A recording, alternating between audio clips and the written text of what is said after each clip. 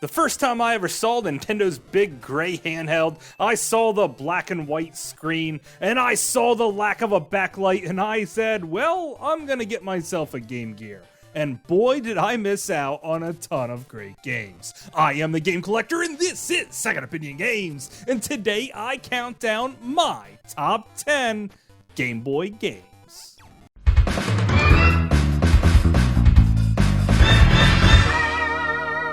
Second Opinion Games. Number 10, Hammerin' Harry. Well, I kinda have to get something off my chest first. Normally when I play Game Boy games, I like to do it on the Super Nintendo through the Game Boy Player, but it doesn't always play at the right speed. And the picture quality on the Game Boy Advance player is not so good. So I had to revert to emulation. And watching these games play in black and white just didn't do it for me. So I just said, heck with it, I'll colorize it just a little bit with the Game Boy Color screen. And that's the palette I'm gonna go with from here. Okay, now that that's off my chest, Hammerin' Harry Ghost Building Company. It's an IRIM classic. Now, not many people have this game, and sadly, it got really expensive now, so I feel really sad for you.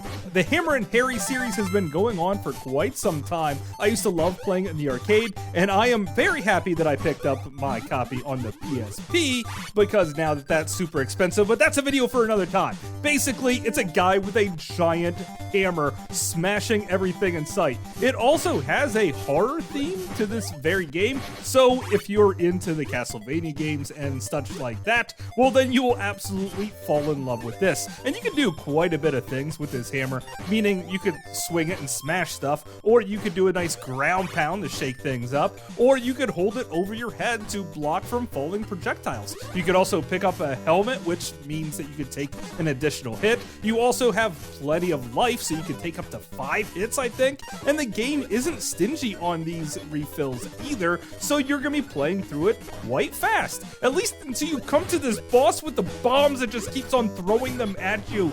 This is ridiculous, and it's not always just walking to the right. Sometimes there's a little flying stage in here too, or swimming around. The game just does everything right, and that's what I really love about it.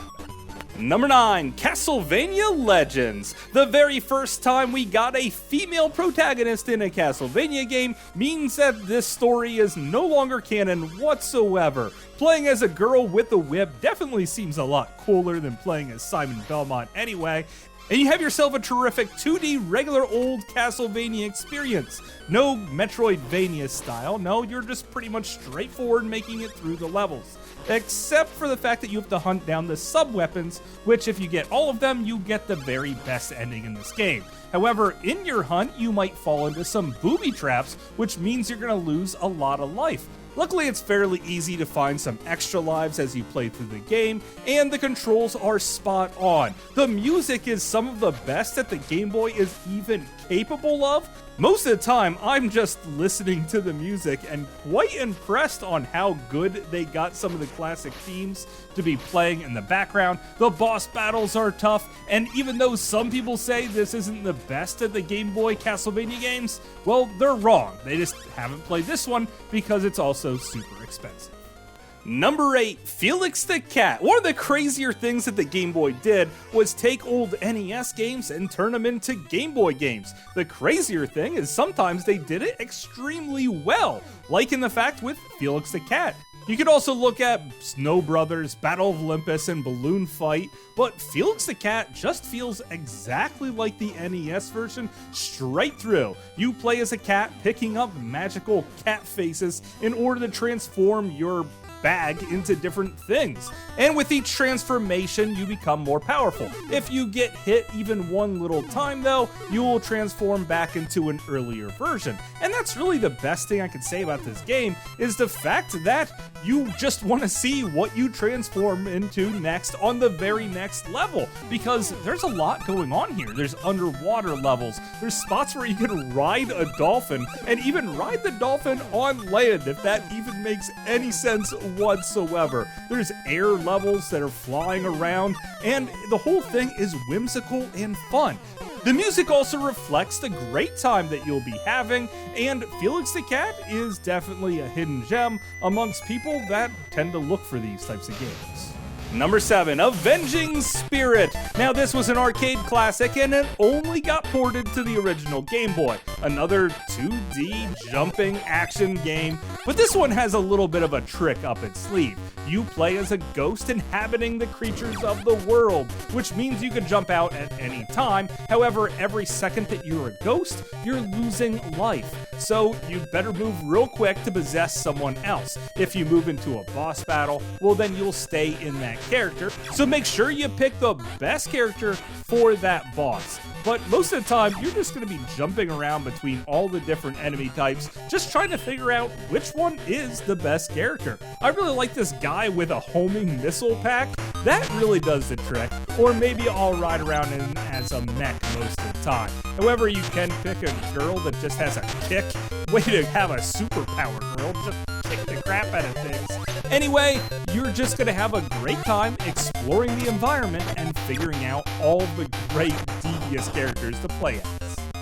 Number 6, Contra the Alien Wars. Now, I do recognize that Operation C is a better Contra experience, but Contra 3 is my favorite Contra game, and the fact that I have it shrunk down on my Game Boy is amazing. I would like to see what corners they cut and how they managed to pull off this experience. Heck, they even have the overhead run and gun levels in here, even if you can't crouch down. Trying to figure out how to use the bomb is a little confusing at first, but once you get the hang of it, sure, why the heck not? Switching back and forth between your weapons is an absolute no-go, but that is okay. Just pick up the spread or the homing or the fire, just stick with it, and you will have yourself one of the coolest Contra experiences on a teeny tiny screen, at least until Contra 4 came out. This one will satisfy that Contra itch, even if it does burn real deep.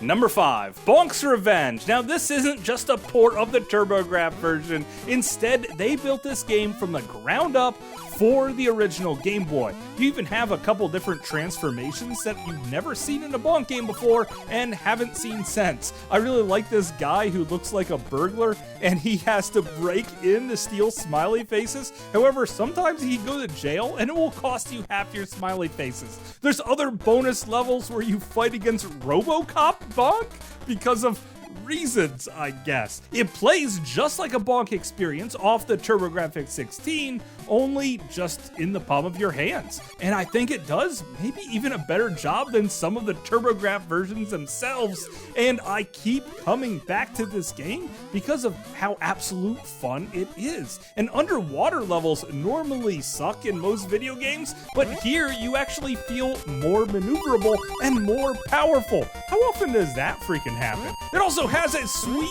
train level, and I love train levels in video games in general, so I had to put this one high up on the list. And it's one of the very first games I ever reviewed on this channel, and I think it holds up pretty well to this day, so maybe after this video, give that a watch.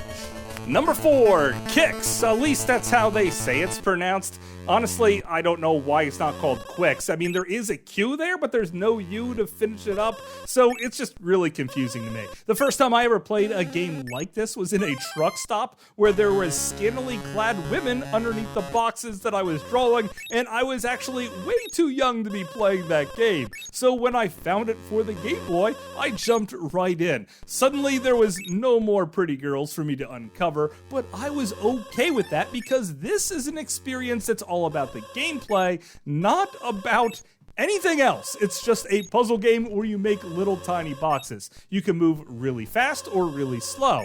The slower you move, the more points that you're gonna get while making these boxes. Most of the time you make a whole bunch of little boxes, and then the very last couple lines you try to make a giant one with the slow moving section, and that's really the whole premise of the game. It gets harder as you play through, and it's just an epic puzzle experience that is ridiculously fun, and you really can't just put it down, like, ever. I wasted so many batteries trying to play through this game, and I'll probably waste a lot more playing through it in the future. Every time I pick up the Game Boy, I definitely throw this one in. Number 3, Kid Icarus of Myths and Monsters. Now, some people thought that this was just pretty much a straight port from the NES game, but I gotta say, this is an absolute sequel. You see, it does look a lot like the Nintendo game. The premise is about the same, but they did several things that refine the gameplay, such as lowering how many hearts you have to pick up in order to buy different items in the game, and also a save feature, and the ability to play through it a lot easier. Let's face it, that NES game was darn tough. Now, when you do finish the first couple levels, well, then you'll move into a dungeon, just like in the NES version, and you can print off those maps online to this very day, so I recommend jumping over to GameFAQs and doing that if you want to get anywhere in this. And after a little bit of playing, it won't be long before you recognize this as the very best Kid Icarus game, and one that not many people have picked up. It's a shame, too, because a lot of people say they're Kid Icarus fans and they want to see a sequel, but they don't want to track down this? I just don't understand that at all. Let's face it, they really should make more Kid Icarus games. Number 2, Super Mario Land 3, Wario Land. Now, you gotta say, Nintendo is pretty ballsy to call something Mario Land 3 and not put Mario in it at all, giving you the new character of Wario, who was the end boss of another game, Super Mario Land 2 in the 6 golden coins.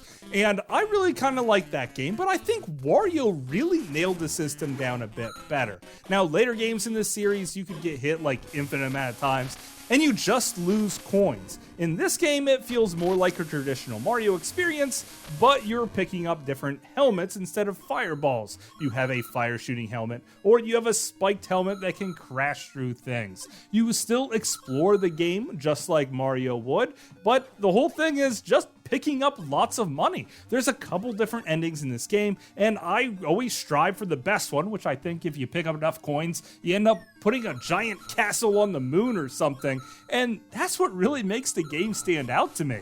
And the fact that they absolutely nailed a great platforming experience on the system without throwing Mario in there. That is, until we come to our last game.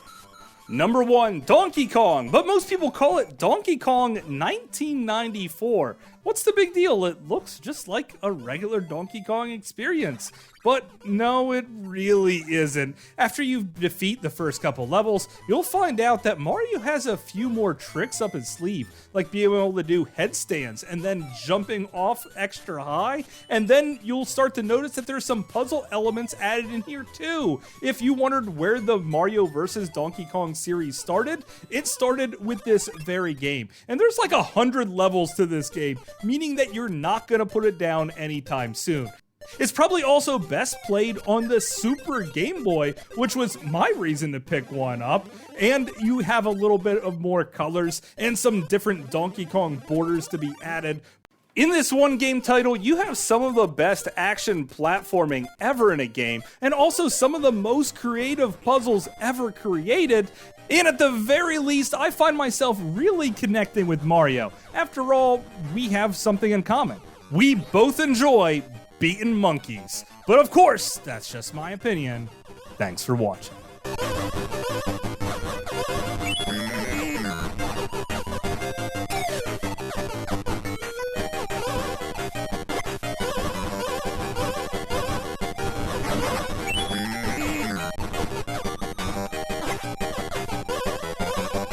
Hopefully you guys enjoyed this video. I had a great time making it, and the Game Boy truly is one of the best games for platformers. I know I really focused in on those and I stay away from the RPGs, but if you're into those, there's plenty of great RPGs on this system too. It seemed to be perfect for the turn-based ones, but that's really the type of game that I stay away from, and I really love the platformers on this system. There was a lot of other games like racing games that I think you should maybe stay away from because the controls just aren't really well suited for it. However, I am wrong on that on some occasions, but that's a video for another time. Also, give that Bonk video a watch and maybe check out some of my other playlists. So until later, I will see you again, guys.